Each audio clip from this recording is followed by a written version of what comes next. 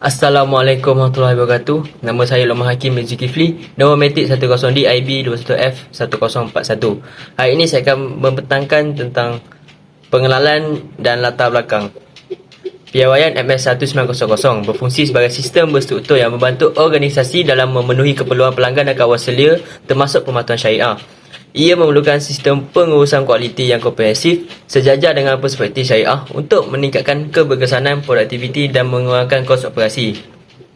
Diperolehi daripada ISO 9001 MS 1900 2005 mewujudkan angka kerja untuk pengurusan komprehensif mengakumi aspek halal dan komunikasi di seluruh organisasi. Kajian ini bertujuan untuk meneroka korelasi antara penerimaan MS 1900 2005 dan peningkatan prestasi organisasi, memfokuskan kepada faktor organisasi, keperluan dan maklum balas pelanggan. Objektif termasuk mengenal pasti faktor yang mempengaruhi pelaksanaan MS1900, menentukan keperluan optimumnya untuk peningkatan prestasi dan menganalisis kesannya. Seterusnya, saya akan menerangkan prinsip sistem pengurusan kualiti Malaysia MS1900 daripada perspektif Islam. Yang pertama, pematuhan halal dan haram. MS1900 menekankan kepatuhan kepada prinsip Islam halal dibolehkan dan haram iaitu dilarang dalam semua aspek, berpandukan Al-Quran, hadis dan ulama'. Produk perkhidmatan dan amalan pengurusan harus sejajar dengan prinsip ini. Yang kedua, nilai organisasi. Organisasi yang ingin mendapatkan pensijilan MS1900 mesti menyepadukan nilai Islam ke dalam operasi harian, mengutamakan moral dan sistem nilai. Nilai-nilai terlarang seperti tamak dan rasuah harus dihapuskan, manakala nilai Islam yang positif seperti kerja berpasukan dan ketulusan mesti digalakkan. Yang ketiga, objektif syariah, mawasid syariah. Keputusan dan tindakan dalam sesebuah organisasi hendaklah selari dengan objektif syariah, memastikan pemeliharaan tempat suci manusia. Ini termasuk menjaga iman, nyawa, akal, keturunan dan kekayaan. Sebarang keputusan yang bertentangan dengan objektif ini boleh membatalkan kelayakan organisasi daripada pensijilan MS1900. Baiklah, seterusnya saya akan menerangkan proses pelaksanaan MS1900.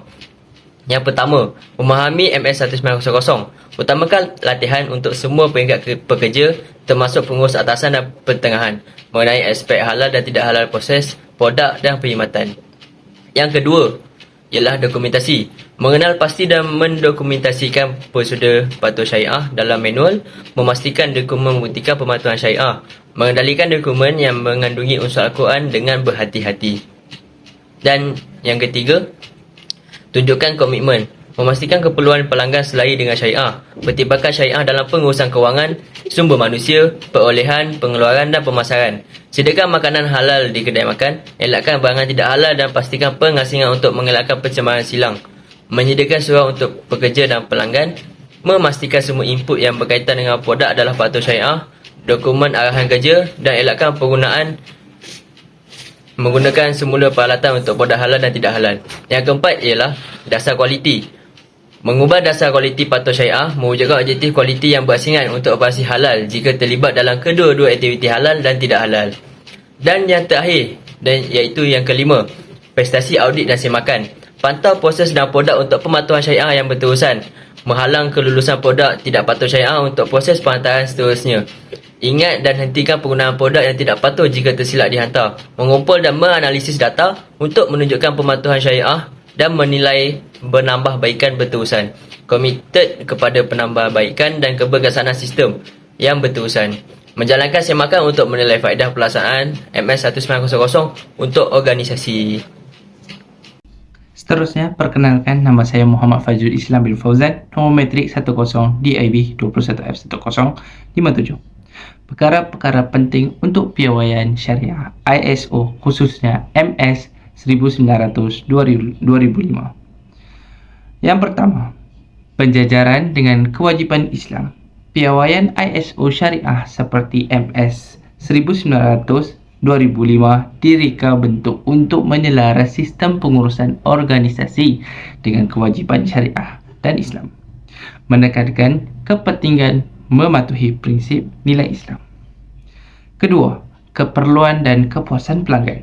Piawaian ini menekankan memenuhi keperluan pelanggan berdasarkan kewajiban Islam dan meningkatkan kepuasan pelanggan, khususnya berkaitan pertimbangan halal dan haram. Yang ketiga, prestasi dan etika organisasi.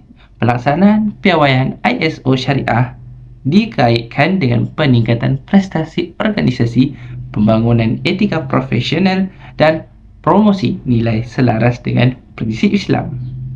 Yang keempat, pengiktirafan kualiti antarabangsa. Piawaian ISO Syariah menyediakan rangka kerja untuk mencapai pengiktirafan kualiti antarabangsa berdasarkan keperluan Islam yang berpotensi untuk meningkatkan reputasi dan daya saing operasi. Yang kelima, pengurusan risiko dan pematuhan. Organisasi digalakkan untuk mempertimbangkan proses pengurusan risiko yang sejajar dengan pematuhan syariah, termasuk pertimbangan etika dan moral, risiko keuangan dan transaksi ekonomi, komunikasi pihak berkepentingan. Dan yang terakhir sekali, menambah baik secara berterusan.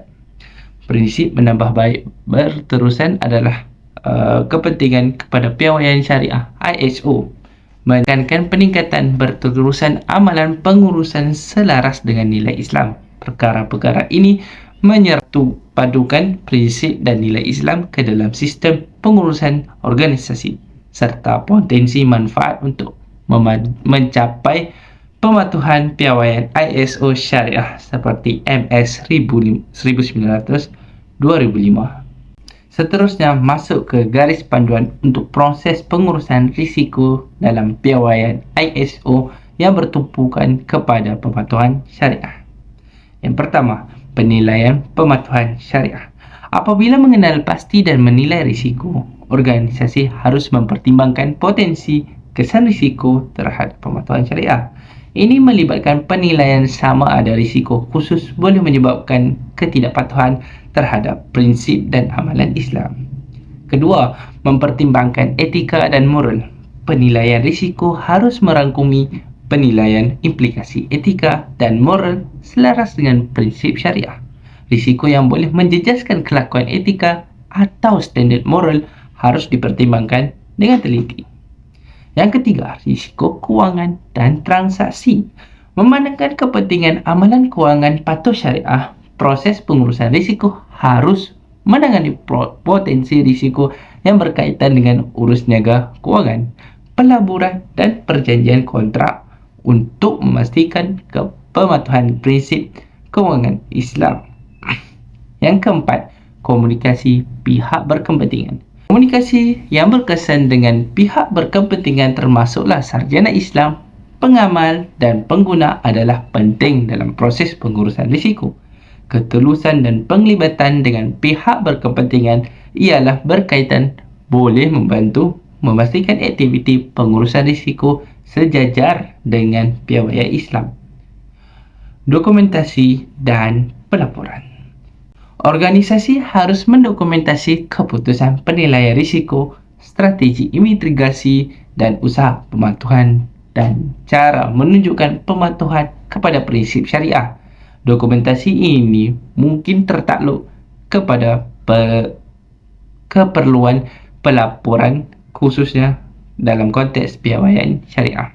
Akhir sekali, penambahbaikan secara berterusan.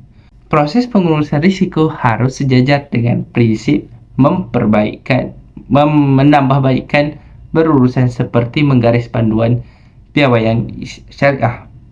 Organisasi harus berusaha untuk meningkatkan amalan pengurusan risiko. Amalan pengurusan risiko mereka dengan cara konsisten dengan nilai Islam.